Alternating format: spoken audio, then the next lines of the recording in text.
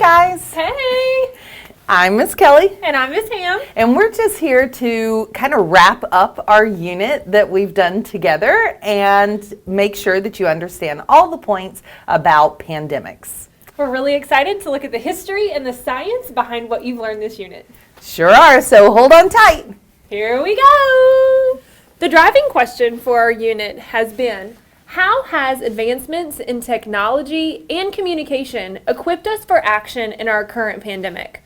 So what we're getting ready to do is take both the concepts of science and history and put the two together to make sure that you have a comprehensive understanding of what our driving question is asking. All right, so the big question for science is, how do we get sick? And remember, we talked about microbes called pathogens. They're the ones that make us sick. Microbes are just microscopic organisms, and not all of them will make us sick, but the ones who do are known as pathogens. So the ones that we talked about, viruses, bacteria, fungi, and parasites, which are known as vectors because they are the ones who transmit the disease from one organism to another. We need to make sure we understand the differences between a virus and bacteria. A virus is not living, so technically it's not a microbe because it's not an organism or living thing, but it is microscopic. It is the smallest of all the pathogens that exist. The only way to prevent a virus is to get a vaccine. But notice it says prevention. A vaccine is not treatment for a virus. If you get a virus, there may be some things that doctors can recommend to help lessen your symptoms, but you basically have to ride out the whole extent of the virus. But if you want to prevent those diseases, you would get a vaccine. So bacteria are very different because they are living. And because they are living, we can not only prevent them, we can also treat them. And we do that with medicine called antibiotics. And so if you were to contract a bacterial infection, you can be treated by a doctor, and it will not only lessen the symptoms, but get rid of the infection.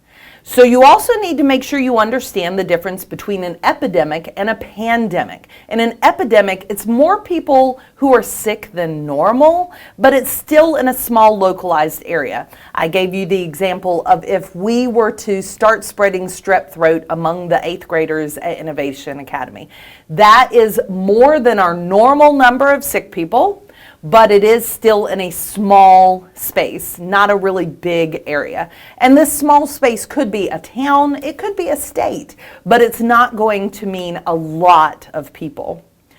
That is different from a pandemic. A pandemic is sickness on a global scale, both in number and location. So it's going to be huge numbers, like millions of people or hundreds of thousands, and it's going to go across the entire nation or even spanning across the ocean to other countries. So Miss Kelly just finished talking to us about the difference between virus and bacteria and pandemic versus epidemic. So the really cool thing is that these ideas have been spread all throughout history. So let's take it all the way back to the idea of smallpox. Let's take it back to the idea of measles. Okay, so during the triangle trade, we took things such as ideas and goods and we traded them between continents, right? So we went from the Americas back to Europe and we took raw goods such as vegetables and tobacco, and then we took those, we took individuals, they're explorers, and they were bringing them back to the Americas, and then we included Africa in that transition, and individuals came from Africa. And so with this transition that is happening between people and ideas and goods, also came the transition of and the transfer of disease. So the neat thing is that we have way better technology today during COVID-19 than we did when the smallpox was a thing, okay? So let's talk about the Silk Road. We had no idea that disease spread. We had no idea what caused disease. we had no idea what was the difference between bacteria versus a virus. All we knew was that people got sick. So when we talk about the ideas of history, it's very, very important to remember that ideas and these diseases traveled by people. And just like how those diseases traveled by people or viruses traveled by people, different ideas traveled with people as well. So what we're going to talk about are the major changes in the ideas that we have seen. So when we talk about history, the change in technology was tremendous. Let's talk about the Silk Road again. All we could make was an observation. We had very limited understanding of the human body or how the human body worked. During the scientific revolution, we began to have a different understanding of how science worked. We began to explore with reason as opposed to exploring with the ideas of religion. And that introduction to technology allowed us to create something better and stronger in our world today. The second thing is innovation. Okay, looking at the ideas that are different from the ideas of the past. So instead of just accepting that that bacteria makes us sick, we have to figure out why bacteria made us sick. Throughout history, we began to question those ideas about why and how things work, and through the design thinking process of trying on new ideas, we have been able to come up with new solutions to our world's problems. As a result of this, we see change. We see change in how we spread ideas. We see change in how we prevent the spread of disease. And we see the change in how we think and how we believe. Now, the reality of it is that migration and the movement of people affects how things move between one another. So when we think back to COVID-19, let's think back to the pandemic that we're currently in. There has been travel bans that have been put into place. So the reason that travel bans have been put into place is to prevent the spread of disease, and in this case, COVID-19. So when you think about how people travel from place to place, those bacteria and viruses are moving from place to place. So the migration of people have introduced new strands of this virus that have required us to make the changes in science, technology, and innovation for our future. So one scientist figured out how to prevent the spread of disease.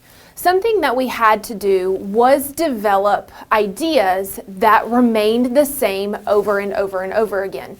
So the understanding of history helps us with the understanding of pandemics, because we figured out when we looked at smallpox that if we put just a little teeny tiny bit of that live virus into our skin, that we would create some kind of immunity.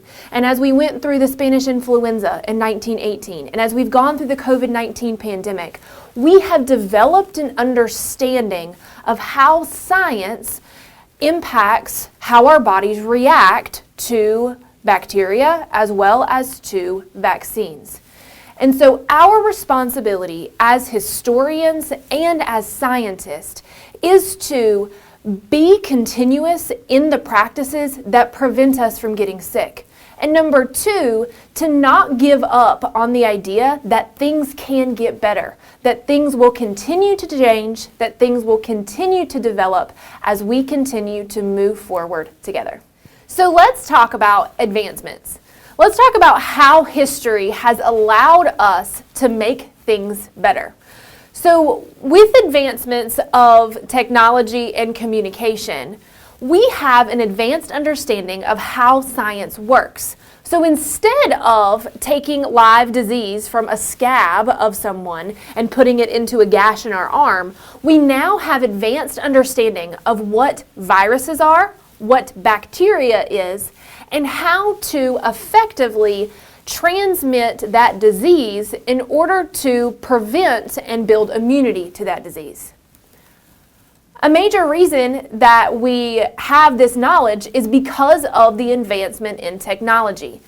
We now have an understanding of how science works because of the tools that individuals have equipped us with to do additional research. So when we take it all the way back, again, to the scientific revolution, we begin to have a different understanding of the human body. We develop technology such as the microscope, and that microscope has gotten better and better and better over time. We've been able to develop technology that allows us to look inside of the human body instead of making assumptions about how our body reacts to viruses and bacteria. The final thing that has allowed us to take better action is communication. When humans have advanced communication and advanced technology, it is very, very important for us to be able to share these ideas with one another.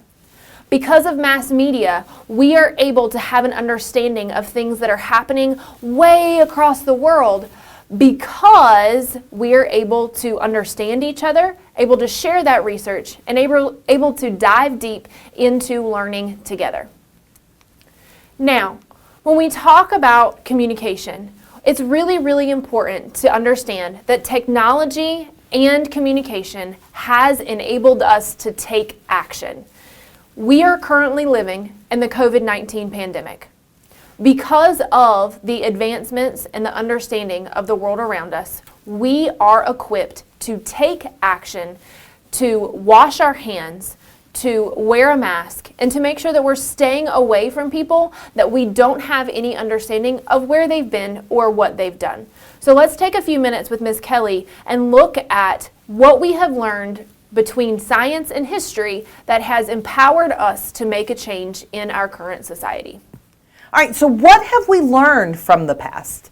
We've learned that in order to try and prevent the spread of disease and try to help us also not contract the disease, we need to wear a mask. That helps us keep the disease from getting into our respiratory system. Also, we need to wash our hands regularly. Guys, we talked about the fact that there are germs everywhere. So even outside of our pandemic, washing our hands is a regular practice that we need to keep because it helps us get rid of the bacteria, the viruses, any of the microbes that might cause us harm. And then finally, we want to make sure we keep our distance because as long as we are at least 6 feet away, those microbes cannot interact or transfer from one person to another. So if we wear our mask, we wash our hands, and we make sure that we are a safe distance apart, we can prevent the spread of disease. Okay. Thanks for learning with us, guys. It's been fun. It's been a lot of fun learning all about history and science and how they have interacted together to help us have a better understanding of our world today. So 3 major takeaways in our current pandemic. Always make sure to wear your mask. Wash your hands. And stay away. Bye, guys.